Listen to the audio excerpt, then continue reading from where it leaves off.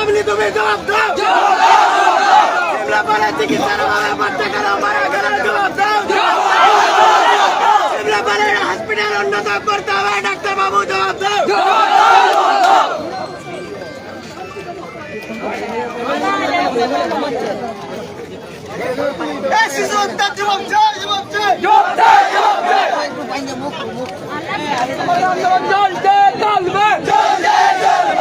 আন্দোলন চলছে চলবে।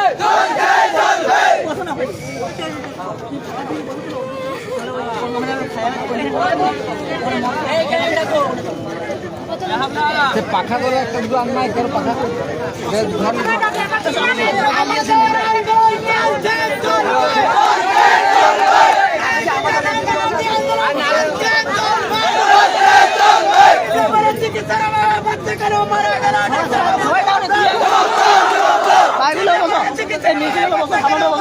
ডাক্তার বাবু জবাব দাও।